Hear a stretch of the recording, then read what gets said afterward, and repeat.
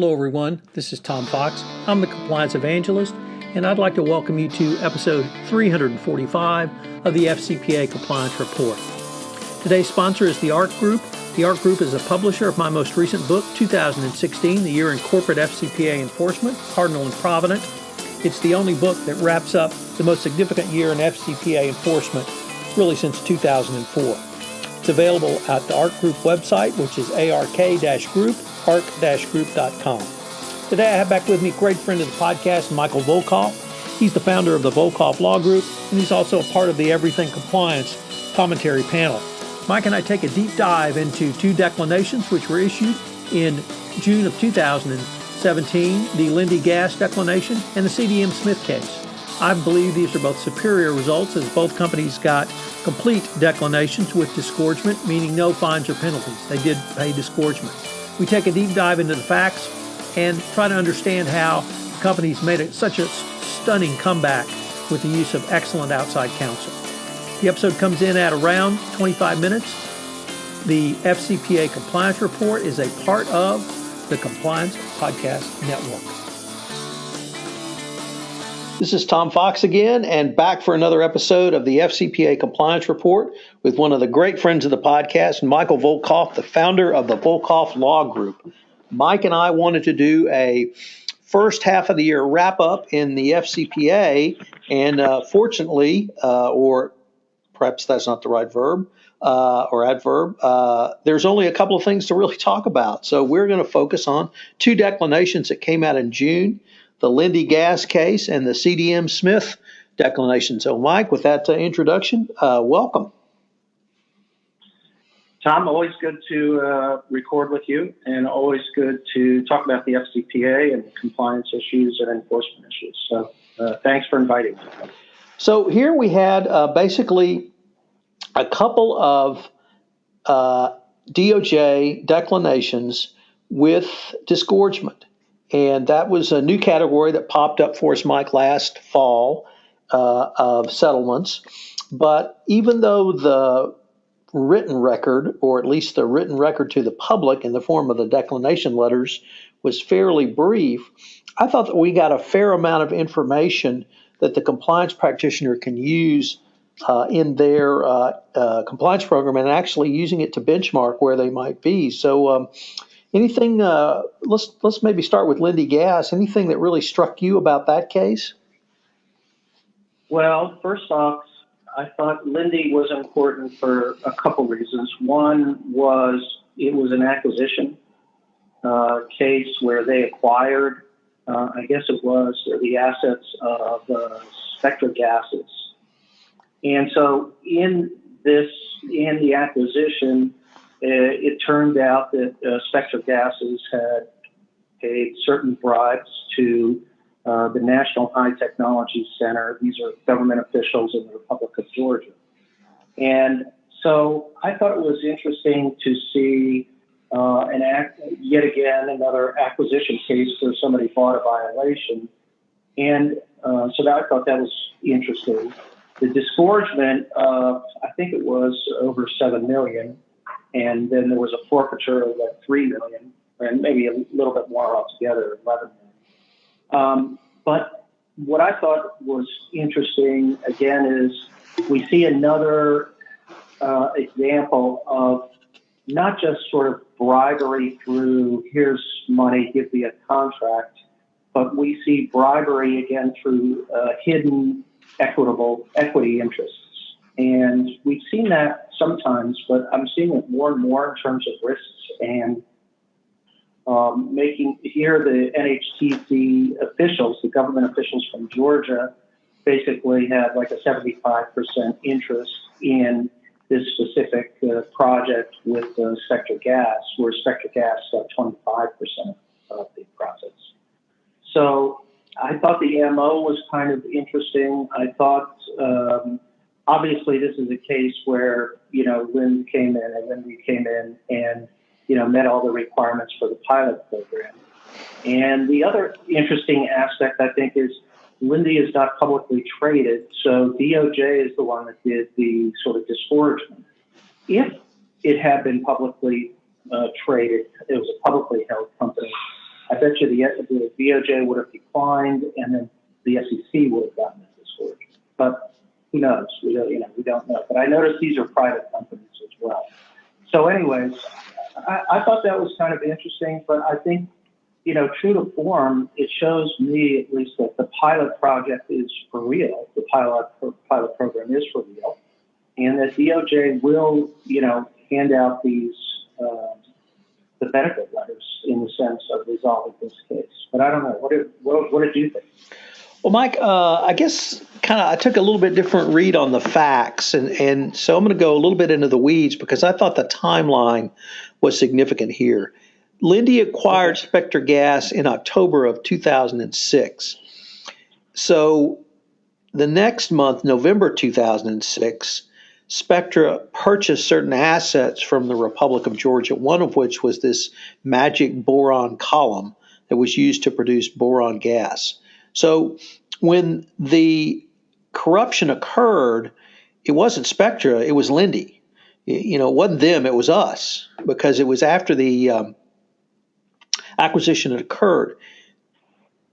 Linde had to know that Spectra was in negotiations to buy this boron column and these assets, because it certainly didn't come about within 30 days. So I think that time frame, that tight time frame of 1 month or less between the time of the acquisition of Spectra by Linde and then the acquisition of the assets from the National High Technology Center indicated to me that there was more going on there than perhaps was completely spelled out in the in the declination letter. The second thing was that you really talked about was the vehicles to pay the bribes, because Spectra created two companies after they acquired the assets. One was to own the assets, and then one was to manage or exploit the assets. And in both cases, corrupt officials from the Republic of Georgia, not the state of Georgia, were involved with the created entities so that they got their bribes were paid out through this corrupt or through these companies that were created to exploit and then administer the use of the boron column.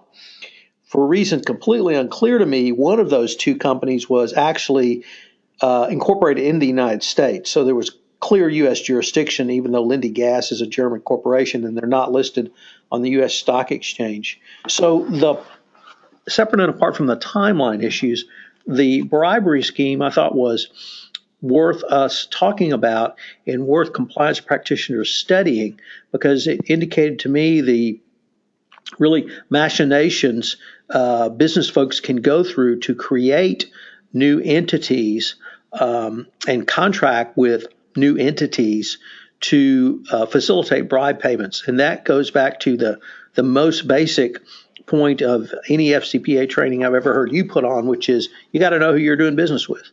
And you've got to know who your third parties are. Here you may needed to know who your customers were. And pretty clearly there was no sufficient level of due diligence on the partners of Linde and the Spectra Gas entities, which were created to both exploit and administer this boron column. So it almost goes back to the most basic training you and I did 10 years ago, which is due diligence, and know who you're doing business with, and that compliance has to have some visibility into all of this, even if it's in the form of company internal controls, which would require business justification, questionnaire due diligence, and then an evaluation of that due diligence for any entity that Linde creates or does business through.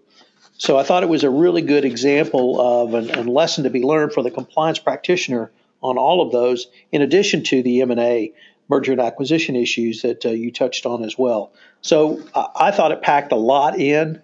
I thought the conduct by Linde was probably more serious than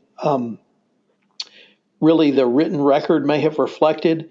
But having said that, I want to certainly congratulate and give a kudos to Linde's counsel, because at some point they recognized, Houston, we've got a problem here, and we've got a big problem, and they took the steps necessary to uh, resolve the problem well enough that the Department of Justice declined to prosecute.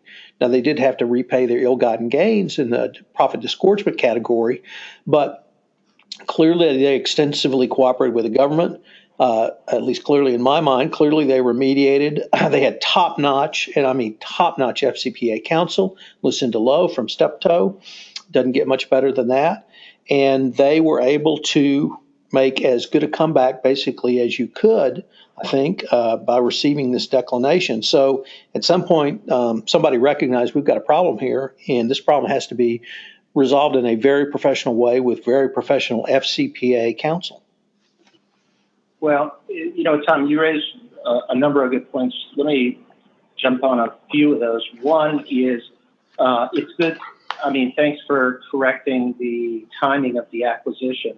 And I think that's a really important point, because what that means is there's no doubt that in the due diligence before this acquisition occurred, that they had to have known about this relationship with the NHTC officials.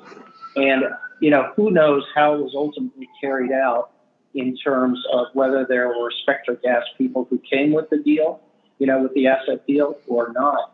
But somebody, it displays to me, an issue that you and I have been talking a lot about, which is integration after the closing. And here it's very clear that the due diligence or whatever was done in integrating a high-risk operation in Georgia, that really, there were a lot of questions, which is, like you say, the machinations here. Why are we structuring the deal like this? Why are these companies being created like this? What's the purpose, and who are the real owners of interest here? Who are the beneficial owners of the deal that we're putting together? I also agree with you, and I think that if this had been a publicly traded company with both the SEC and the DOJ looking at it, I think they were looking at upwards of a $40 to $50 million settlement at a minimum in a case like this. I think what it also highlights is if you're a private company, if you're a privately owned company, and you don't have SEC jurisdiction, there's even more reason to take advantage of the pilot program, because you're not going to get a double whammy. And if you can get into the pilot program and meet the requirements, I think your threshold should be a little bit higher in terms of, how bad the conduct may have been, and you're worried about what DOJ is going to go in. Go in and try to get the benefits here of the program. Be clear with your client what's going to be involved, and it's going to cost a lot of money. But you're going to ultimately, there's no doubt that Linde, they have spent a lot on accountants and lawyers, but in the end, I'm sure they saved more money than by doing so. That's sort of my feeling. And you're right, the counsel, we have to give credit to, I think it's Mr. Best was on that case as well, who I've worked with in another case, not Lucinda Lowe, but both of them are really a dynamic team in the FCPA space. So it's a very good lawyering and a very good result, I would think. Clients should be happy. So, Mike, the second declination, which came out in June, involved a company from Boston called CDM Smith. And here it was the company's India operations acted corruptly in paying bribes to employees of the National Highways Authority of India, which is the country's state-owned highway management agency. And the bribes paid were fairly pedestrian, reported to be 2 to 4% of contract prices, and paid through our old friend fraudulent subcontractors who provided no actual services and understood the payments were meant solely to benefit the officials who were bribed. Really the thing I would note there is that the payments were through subcontractors. And both of us are often questioned about how far down the chain do we have to, as a company, do due diligence on the people directly in our chain who are helping us do business, i.e. subcontractors. Well, if a subcontractor is not doing any real work, or indeed any work, that's a pretty big red flag. And here we had the traditional way of funding bribes, but I think it's a good point to recall that you have to look at your subcontractors who are on the contracting side, not simply on the sales side of things, and you have to do an appropriate level of due diligence. But more importantly, and what CDM brought home to me was you've got to manage that relationship after the contract's signed. If you've got a contractor or a subcontractor who's not providing any services, somebody needs to pick that up. There needs to be some controls around that and some verification and testing of those controls going forward.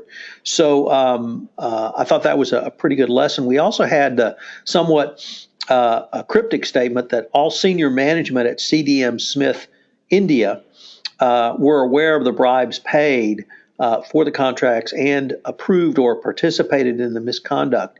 Yet, even with what seeing here of senior management involvement, at least at the subsidiary level, once again we had, I thought, a second superior result. CDM Smith got a declination with disgorgement. They disgorged their profits and actually got a payout on that. Once again, they had, I think, really top-notch FCPA counsel, Nat Edmonds, who was chair of the litigation section at Paul Hastings, but more importantly, formerly head of the FCPA unit at the DOJ. And if you've ever heard Nat talk, you know he's very well spoken, very well respected, certainly white-collar practitioner. So some lessons here as well. So what were your thoughts on CDM Smith? I think, I share all of your comments. I also think that, again, we have a private company here who not publicly traded, and again, made the decision to go into DOJ. I think it was about $1 million in bribes that were supposedly paid. But it's funny about this discussion with subcontractors, because just yesterday I got a call from a person you and I know very well who's been in the due diligence space for years. And he called me and said, I just want to double check something. I've got a client who's saying I don't have to do due diligence on my subcontractors because they're not representing me before the particular government officials or interacting with the government. And it turns out, and I told them my view, which is just like what you said, that we've got to know everybody that we're bringing to the table in a government contract, even though they may not deal with the government directly or interact with them, because you can always have a hidden government interest. You could have, and we've seen that scheme many times where a government official takes an interest in a related company connected to the contract, let's say, recipient. So, and he said, yeah, I just needed a check on that. But it tells you that, we still get some of those types of questions. And here we had subcontractors who obviously weren't providing any services and were just taking the payments to give to the officials. But the other thing that points out to me, again, is the focus that we've had in the third-party risk management, which is on invoice to payment processes. And people are, I think the perception out there is people are doing more on sort of enlisting people who pay bills within your company to, become aware of, let's look at the invoice, let's verify the services somehow, let's talk to somebody in the company who knows what the services may have been, and make sure that these are legitimate services or these are not before we send out the money. And this is a great sort of natural partner for chief compliance officers to, empower their accounts payable people to, and their vendors, the people who manage your vendors, and empower them as sort of a second line of defense and somebody who can sort of alert you to things. So I thought this highlighted at least the invoice to payment issue as well as the subcontractor issue. And it's interesting that we still get questions about how far to do due diligence. And I always say, look, there are risks, and then there's always reputational risks for who you deal with.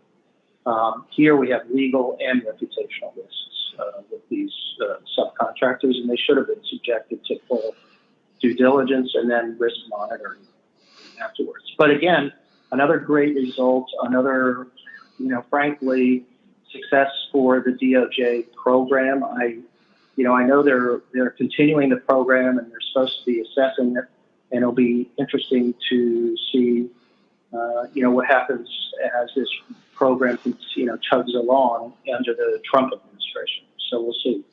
But these are two interesting cases, a lot more than just the, simple letters that we got. Right. So, Mike, you touched on this a little bit with Linde, but how do these two cases really affect your thinking about whether a company should self-disclose or not? Because I've heard you in the past say, under certain circumstances, if a problem was really ring-fenced in one geographic area and could be adequately remedied, you might consider not disclosing, or at least advising a company not to disclose. Do either of these two declinations change that calculus in any way?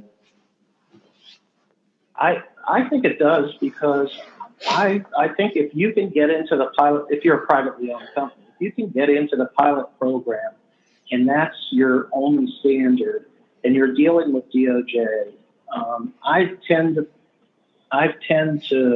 experience has been with DOJ that they're fairly reasonable. I'm not going to say every time, but and if I don't have the SEC to balance at the same time, I think there are more benefits to the pilot program for a private company than for a public company. And so, I think that in these cases, I don't know what the lawyers knew at the time, but I think they clearly made the right decision. I wouldn't have approached this with, let's fix the situation and then keep our mouths shut. I think these companies probably made the right decision in both of these to get under the pilot program. And I know they probably spent a lot in legal fees and accounting fees, but I'm telling you, they probably saved money in the long run. I don't know. What do you think? What's been your feedback in terms of, what are you hearing? What do you experience in terms of these types of cases, where you don't have the SEC involved, or you can avoid the SEC? So I've probably been a little more aggressive on recommending self-disclosure than you have in the past, Mike. So I see these as additional reasons to self-disclose. And frankly, I found the results very, very superior for, you spoke to the DOJ's and the pilot program's use of these results. I found these very useful for the corporations to consider, because one of the, if not critiques of the pilot program has been that companies still do not know what the results are going to be if they self-disclose. And I think clearly the DOJ is communicating in these two declinations with disgorgement that if you do come in and meet the 4 requirements of the pilot program, you're going to have to give the money back, but that's going to be it. And no monitor, nothing. The expenses going forward will be for your ongoing remediation that you come up with. And I think this really is something that the corporate world needs to sit up and take notice of, because I think it's a really positive step forward for the criticisms that came out last year that there wasn't enough credit for really meeting these 4 components. I think these 2 declinations have answered those critiques and criticisms. Yeah, I think you're right. I also have noted this, in the first 6 months here, or we've seen a lot of declinations as well coming out from DOJ and the SEC. And I don't know what that is. I don't know. We've had no more declinations with disgorgement like this, but it seems to me like DOJ is trying to sort of clear the decks. But on the other hand, the other trend that I've seen is there are a lot more cases getting opened. New cases are coming in, and sort of disclosures. So, I think in the end, I'll bet you, just my gut tells me that the pilot program has resulted in more companies coming in and making disclosures. I don't have data to verify that, but the fact that we've seen more declinations and then we've seen an increase in disclosures means that, DOJ's purpose in setting this up, which was to increase the voluntary disclosures and provide a real carrot for people, it may be working. And I think people like your analysis has definitely pushed that along, and there are a lot of lawyers who also are pushing that along as well. So these are really they're more. These two cases are more significant than we think in the overall sort of corporate calculation of when do we go to the government or when do we not. And so I think they're really important for this entire discussion we're having, because that's never an easy discussion or decision by a corporation, always fraught with peril, and certainly one that's going to cost you some money. So I really feel greater comfort from the DOJ with these declinations with disgorgement, that they are really going to take a very hard look at zeroing out or giving a full declination beyond what was laid out in the written portion of the pilot program going forward. So I would really congratulate the DOJ for going forward with this. But I would also once again reiterate, tip of the hat to both Linde and CDM Smith. They didn't get this results by sitting on their duffs doing nothing. They went out and met the four prongs of the pilot program, and they did self-disclose, and they did have those take those actions which the DOJ demanded, and maybe that all ties back into your point, Mike, that you found the Justice Department to be reasonable when you negotiate with them in a reasonable manner. So maybe that's at the end of the day one of the things we can take away from this. Yeah, I think that's true. I think you have to consider your audience, and that's part of it. And, also let's remember these facts were pretty, they're self-contained to one country. So it wasn't like, you have 10 countries that you're coming in and trying to, fit within the pilot program. 10 countries of misconduct. So I think that's another, the facts are not great, but it is limited to one country. So that at least gives you a story to tell, in that sense. Well, Mike, unfortunately, we're near the end of our time, but I was wondering if anybody wanted to follow up with you. Could they reach you? And if so, perhaps how would they email you? Email me at mvolkov, Volkov, as in Victor, at volkovlaw, all one word, .com. Also, you can follow my blog, Corruption, Crime, and Compliance, and you can call me at 240-505-1992. Always there, always available. Mike, so thanks, Tom. It's great to talk with you, and have a terrific weekend, and thanks to everybody.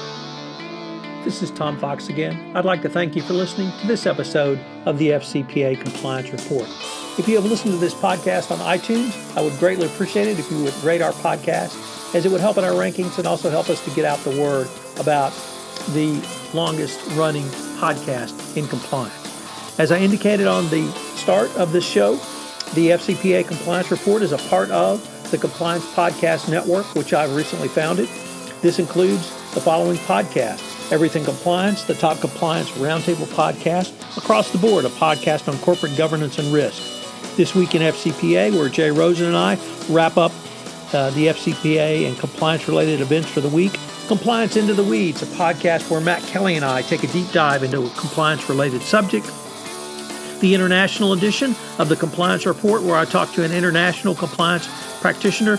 And finally, my signature daily series on 1 month to a better compliance program, where each month I take a deep dive into one topic around what constitutes a best practices compliance program. This month, I'm taking a deep dive into continuous improvement, and this month's sponsor for 1 month to more effective continuous improvement is affiliated monitors. If you have any questions, please feel free to email me at tfox@tfoxlaw.com. Once again, this is Tom Fox. Thank you for listening to this episode of the FCPA Compliance Report, and I hope you will join me again for another episode.